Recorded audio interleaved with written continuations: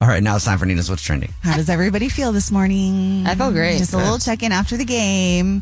Okay, before we get to everybody's thoughts on the halftime show, there is stuff that we need to talk about. First of all, reminder, you get free treats at Starbucks today. You just need to use your app. And then in the app, there's a little coupon for you to redeem so you can get a free coffee. Also, last night may have just broken a record for the earliest coach bath. Did you guys notice that? Oh, I saw that. Oh, really? Yeah, the earliest coach bath. The Eagles dumped Gatorade on their super sexy coach with 3 minutes left to go in the game. Wow. Yeah. That's kind of a bold move. So it was kind of the first time ever. It probably did it also because most people had stopped watching at that point. Yeah. Oh, yeah. They're like, we got to do this while some people still see it. That's what colors the Gatorade. Right. And it was yellow. But they say most likely. I think they're actually reviewing it right now to find out if it is the earliest ever. But 3 minutes is still pretty bold. It is. This was also an interesting fact. Well, and if you didn't already know, by the way, the Eagles won last night. Right. But one of the Philadelphia reporters was reporting live from New Orleans and was talking about how for the first time ever the cops greased the light poles. And I guess that's a common thing that they do in Philadelphia because people climb all of these light poles all the time. And so this guy was really excited. He's like, oh my gosh, this is the first time ever the cops were greasing the poles in New Orleans. So nobody could climb the poles on Bourbon Street. Philadelphia fans are nuts. Yeah, they are. They're crazy people. So it was about to get wild.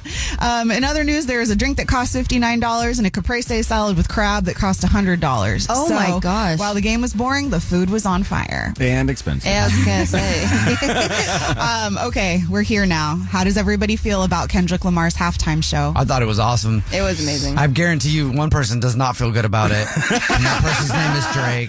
Why are there There's no reason that he's in Australia right now. Is that where he is? Yeah, he went to Australia. I saw way too many memes of him with angel wings, and it was just It was amazing. I mean, soul. wow. And you know, everybody was speculating that Kendrick Lamar wasn't going to do the They Not Like Us song, or at least not the verse where he talks directly about Drake because he's being sued because of that. Right. Because Drake lost the battle so bad, he got lawyers involved. Right. And then Kendrick Lamar, say Drake. And when he said that, because he did the song, he teased it for a second, and then I think we were like, oh, he's not going to do it. And then, of course, he closed it out basically with this, with that song. Yeah. And then when he went into the line, he smiled at the camera like, yep. I'm going to be sued, but whatever. I don't care. I'm going for it. Bring it. Yeah. That's his And moment. then when he was done, the big game over. The lights, it was like, that's definitely game over. I feel like it's the only reason Kendrick Lamar did the Super Bowl halftime show. It was just like, yeah, here Nail we in go. the coffin. Yeah.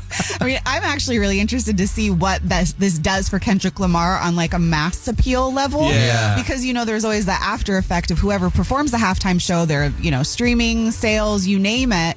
And with Kendrick Lamar, like doing this and stuff that isn't necessarily always considered mainstream, it is now. Yeah. And it is such a big part of it now. Yeah. To see how that rolls out. But And Uncle Sam Jackson did a whole commentary during the performance that was kind of bringing people who don't know who Kendrick is along. Yeah, yeah, it was that was really good. No. Play one of your poppy ones, basically. Yeah. Like, don't play that rap one. Do this other one. Then he would do one. He's like, yes, this is what the people need to hear. Yeah, exactly. Which is a commentary on a whole different thing, but it did bring people along. So I think people who have never heard of him, never cared about him, listen to some of those poppier tracks. It's pretty interesting. And I didn't realize it, but he had Serena Williams out there walking. Yeah, amazing. That's Drake's ex-girlfriend. Oh, I didn't know that. Yeah.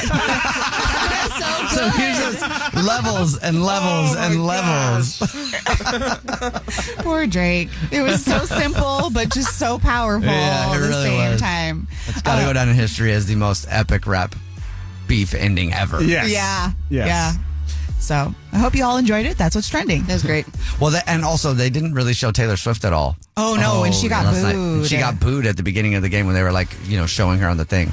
Probably there were a lot of Philadelphia fans, and they booed Santa Claus, so they'll boo anybody. They really did. That's a fair assessment. Yeah. There were a lot of Eagles fans in there. Yeah, because the Chiefs were getting booed at the Super Bowl. Yeah. Well, they weren't good. Philadelphia was in the house. They showed up. They definitely did. Well, that's why they greased those poles. They knew Philly was there. Your first day follow-up is coming up right after this. It's the Jubal Show.